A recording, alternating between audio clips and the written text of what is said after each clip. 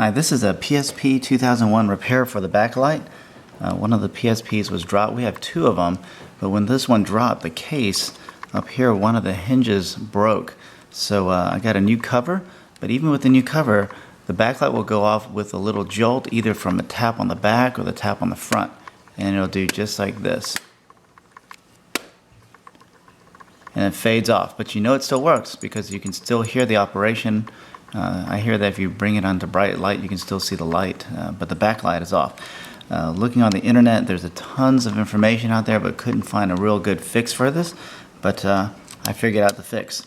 I'm going to go ahead and go through the operations of taking out the battery cover. It's real simple. There are a total of 7 screws. You have to take out the battery and take out 2 screws here. Right here, there's a piece of tape that used to be there. You need to take that off. The screw that I'm using, a very small Phillips screw, just some generic screwdriver from Radio Shack. It's probably I think it's a O Phillips or a double O Phillips. But you got 2 on either side, those screws there. You've got 1 on the bottom, which is right here. The culprit is going to be the one on the top, okay? So there's 2 little screws on top. This holds onto a hinge for the cover. Take those off. Then you can now gently remove the top cover. Watch out for these home buttons, make sure they don't fall off.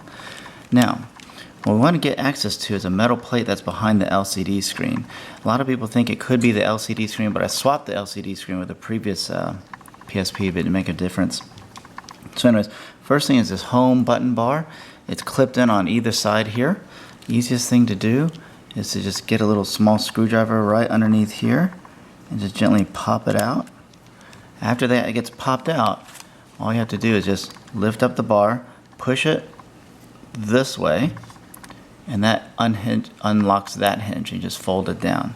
The LCD screen, you can also use a flathead screw. There's a little slot right here. You can just gently torque it a little bit and gently maneuver the screen. There's a lot of internet sites on how to do this, but it's real simple. You pop it off, you might have to wiggle it a little bit, and then you just fold it right down. Okay, so this is the back cover of the PSP. Just for review, if you were to change the LCD screen, it's held in place right here. There's a black bar that flips up, and then right here there's another cable that flips down, and that's how you get these ribbons on, but we don't need to do that this time. Here's the problem. It's right in the upper corner. There is this metal plate. It's a multi-contact plate. Not all 2001 PSPs will have this. I have another one where this plate is actually sort of bolted down to the motherboard, so you won't have a problem with that. The problem with this specific model is that this plate is sort of flimsy. And that's what happens. Every time we tap it or drop it gently, it shakes this and it loosens the connections. This is a multiple contact plate that connects in all these different little places. You may not need to, but I did a little bit. I just got a tweezer and I gently bent these down a little bit just to secure a contact, but that's not the real problem. The real problem is the screen here. When it folds down, it holds this down. And our initial problem was this. Here's the cover. Right here, there's two hinges right here. They're real small. And you can see on this one's starting to crack too. I might need to get a new cover for this one. So right here, we've got a little hole here and a hole here. And this one will hold it in place. So you want to make sure that these contacts are in place, because if it breaks, it will not hold pressure on this little back plate. So the fix for this is real simple. A lot of people talked about using cardboard paper or a couple sheets of paper. It doesn't work long term because those get flattened out and they tend to move around. What I used instead was just plain old weather stripping. Just cut a little piece, put it there. Cut another little weather strip little piece.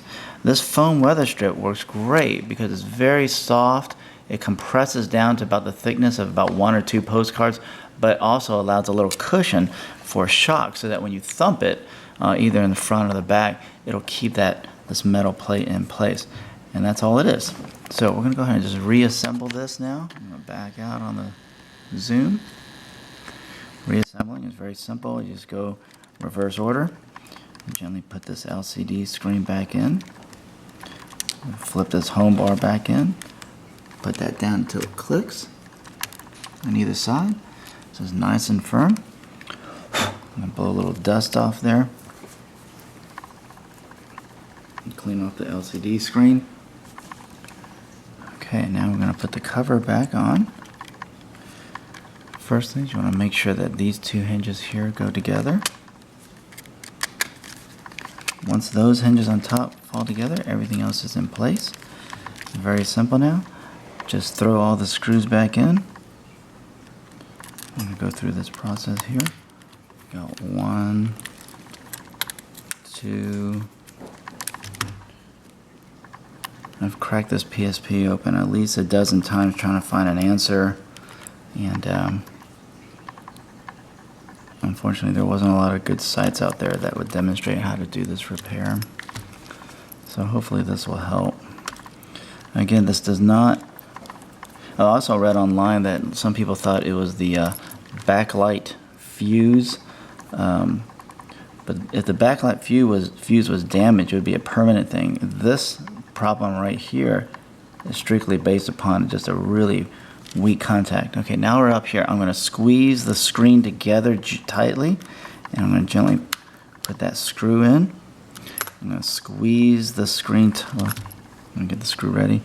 I'm going to squeeze the screen together again to compress that weather stripping, which is right about there.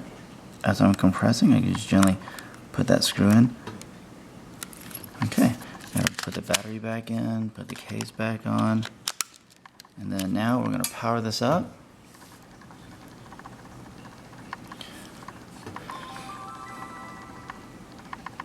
And that's all you have to do. Now it's more resistant. I can tap on the front, I can tap on the back, tap on the side. The screen is now shock resistant, all because of that little piece of metal. Again, this only applies to the PSP 2001s that has that loose metal bar up again right in the upper hand corner behind the LCD screen. Doesn't necessarily apply to all problems, and hopefully this takes care of most difficulties you might have with a backlight that tends to fade off the screen with gentle tapping or gentle dropping of the PSP.